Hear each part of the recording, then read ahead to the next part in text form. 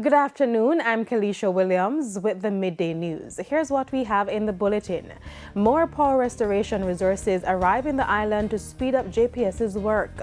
8 people killed in security forces related operations on New Year's Day. And farmers rebounding from Hurricane Melissa say they have no market for their produce. Now the details. First up this afternoon, power restoration efforts will increase across the island in the coming days. This as additional equipment and linemen arrive to speed up the recovery. Anthony Atkinson has the details.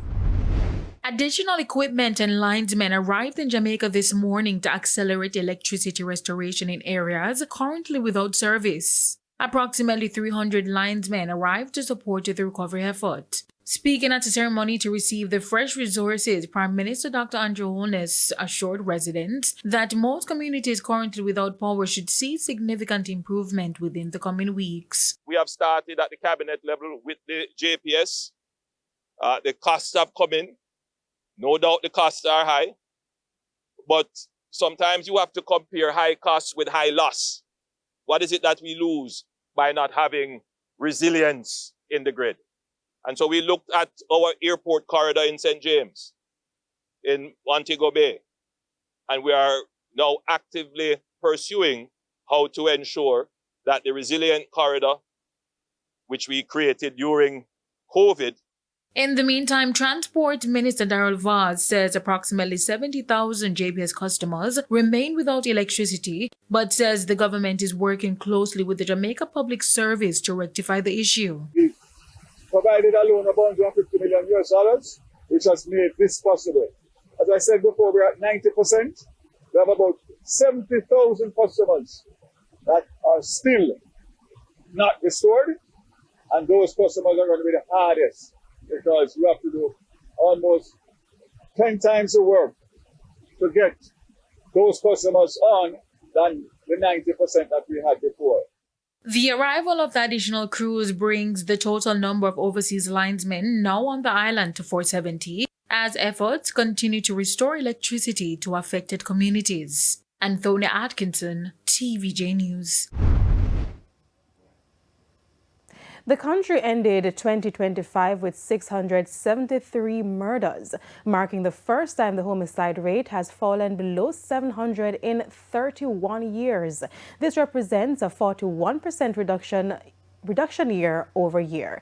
Minister of National Security and Peace, Dr. Horace Chang, has labeled the historic reduction in violent crime as a turning of the tide towards sustainable crime reduction. The Security Minister underscored that this achievement is the result of deliberate, sustained, and strategic actions implemented to strengthen the entire security ecosystem. He says the objective is to move below the Caribbean's average homicide rate of approximately 17 per 100,000, which means cutting murders to less than 500 per year going forward.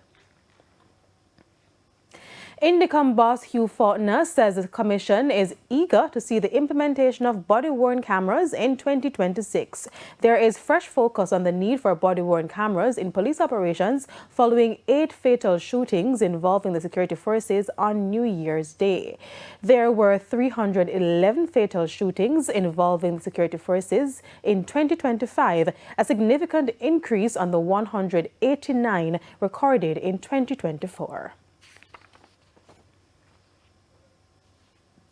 Trust and confidence sought by the JCF will be significantly enhanced in an environment where accountability and transparency are manifest in law enforcement involved activities.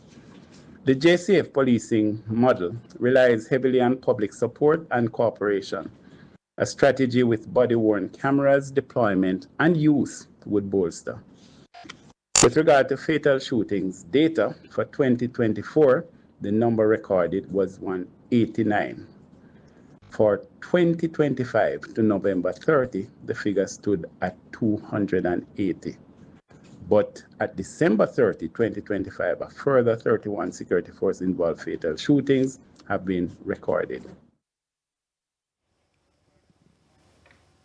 The Jamaica Constabulary Force says 2 teenage girls are being treated for gunshot wounds, believed to be the result of illegal gun salutes on New Year's Day. Detectives in St. Catharines South and Kingston Western are investigating the incident to determine the origin of the gunfire and identify those responsible. In one case, a 13-year-old Canadian visiting relatives in Portmore was struck in the thigh and back while standing on a balcony watching fireworks. She remains in stable condition at a local hospital. The second victim, a 14-year-old girl in Kingston, was injured while sitting beneath a tree in her community. She also remains in stable condition. The police high command expressed concern that these incidents occurred despite repeated warnings against the dangerous practice of firing guns during celebrations. To a TVJ News update now, the search for a policeman and a female who both drowned on New Year's Day at Helsha Beach in Portmore, St. Catherine, continued this morning. The policeman is attached to a station in St. Catherine. Commanding officer for the St. Catharines South Police Division, Senior Superintendent Leighton Gray, provided details surrounding the incident. We were alerted that about 3 persons were swept away by current. Briefly, is that a youngster, about 13-year-old, got into difficulty. He was being assisted by his aunt. And following that, a police officer who was in the vicinity, Constable Shamar Grant, is presently assigned to the Portmore police station. So he was the person who is now feared to have been missing. Several farmers in southern St. Elizabeth are now counting their losses as crops ready for market are going unsold. One farmer says he gave away 4 bags of cucumbers at a New Year's Day football match.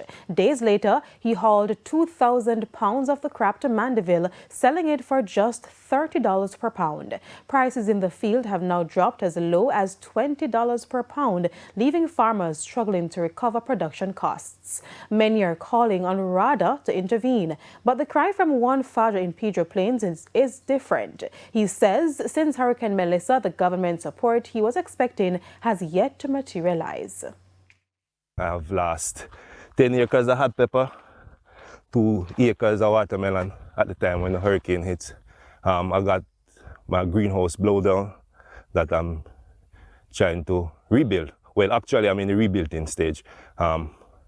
So that greenhouse that I have, I grow seedlings for grace contracted farmers.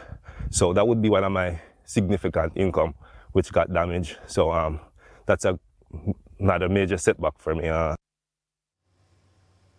He says he lost ackee trees, hot peppers and other crops, losses that will take 3 to 4 years to recover. Bring it back to where I left off. It's going to cost me like $3 million to bring it back to at least starting over process. So yeah, it's a major setback. And as I said, I was hoping for some more assistance from the government this far. I don't know what they have in plan. I haven't heard much. But right now, basically, I'm on my own. Different from what Grace do first. And it's time for a break, but stay with us. More stories when we come back.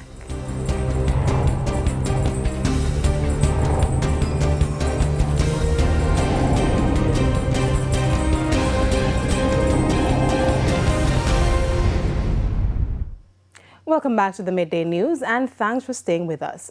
The Cabinet will meet on Monday to finalize the distribution of reconstruction grants to households impacted by Hurricane Melissa.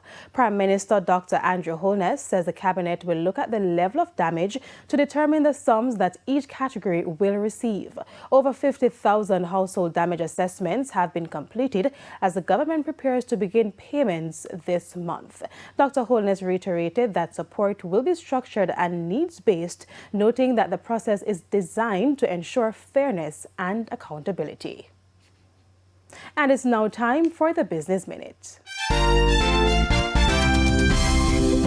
Trans-Jamaican Highway says it will redeem an additional portion of its preference shares. The company plans to exercise its option on January 22, marking the 6th anniversary of the issue, redeeming up to 15% of the principal sum, including 5% already redeemed in July. Payment is scheduled for January 30, 2026 and will be made through the Jamaica Central Securities Depository. The company says the move aligns with its investor obligations and capital management strategy. Further afield, the price of renovating kitchen won't skyrocket as much as originally thought this year. US President Donald Trump postponed tariff hikes on upholstered furniture, kitchen cabinets, and vanities. He put them off for a full year on Wednesday, hours before they were set to be implemented. The White House didn't say exactly why, but did indicate negotiations with trade partners are ongoing. Most imported furniture comes from China and Vietnam. The tariff on cabinets was scheduled to hit 50%, while upholstered furniture would have reached 30%. Tariffs on both items have been at 25% since September. For the Business Minute, I'm Prince Moore. It's now time for the top regional and international stories. In the region, several Caribbean countries have been shaken by a series of earthquakes during the first 2 days of the new year. The Trinidad-based Seismic Research Center says the latest tremor, a magnitude 3.5 quake, was felt near Guadeloupe, Dominica, and Martinique early Friday. On New Year's Day, additional quakes rattled parts of Trinidad, St. Kitts and Nevis, Antigua and Barbuda, and Montserrat. No injuries or damage have been reported.